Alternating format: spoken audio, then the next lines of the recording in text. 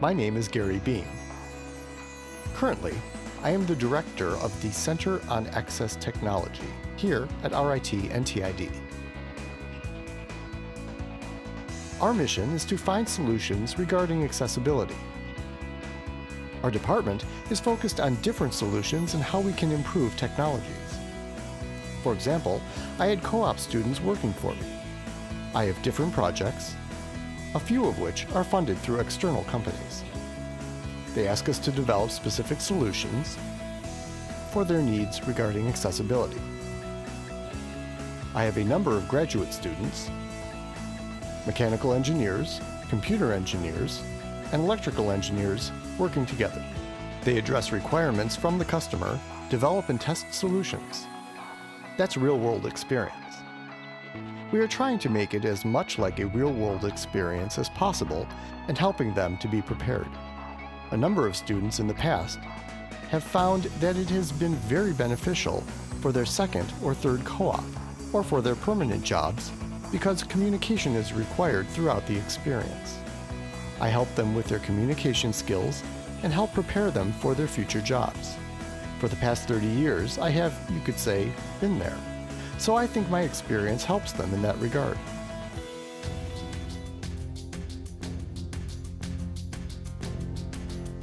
After graduating from RIT, I started working as an electrical engineer at IBM. I started working at IBM as a digital designer.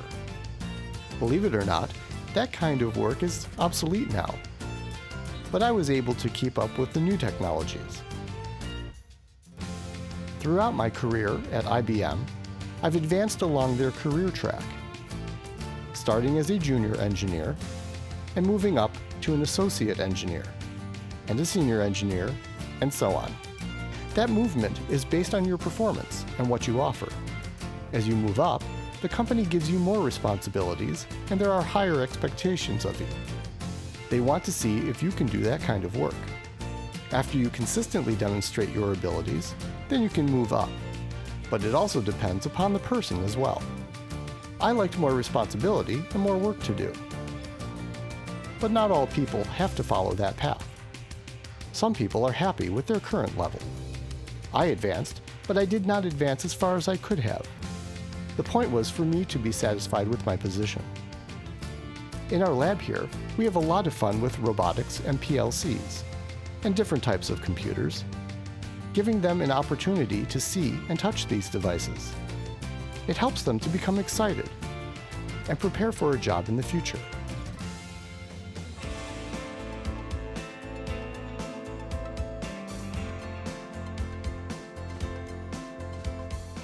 Much of my time is focused on training. I do a lot of training. I see so many changes that are happening quickly in the technology area, which means I have to keep up with the technology through reading and networking with people. The information changes, and it's important to keep up with it.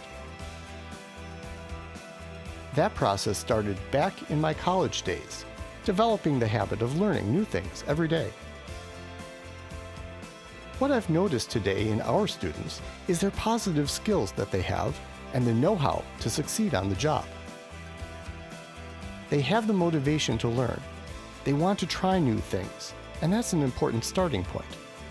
I have some students who do passable work, and then they move on to other things. I see that as a problem.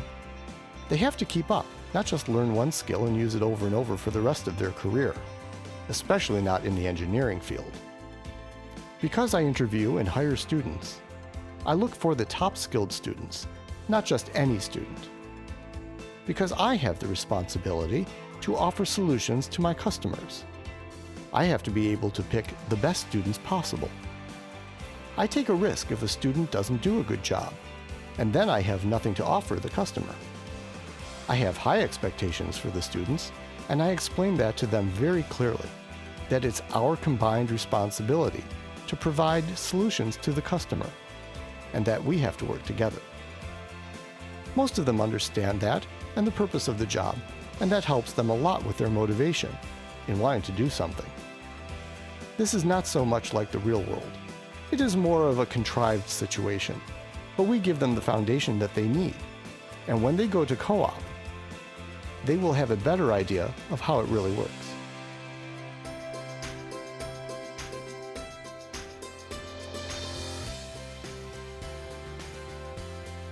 An electrical engineer must have a strong foundation in math, strong writing skills, and good analytic skills. Also, good communication skills. Engineering involves math and science, but you also have to know how to deal with people, because if you have an idea for a solution, you must communicate it with someone and show that it works. If you can't communicate the idea alone is not good enough. An engineer needs to communicate with people every day. So it's ironic that a deaf person would become an engineer. Because of their communication limitation, you would think that it would make working in engineering worse, but you can do it. You find a way to convince people that your solution is better and why they should think it's better. So people don't realize that communication is the most important skill you need to have an engineering career.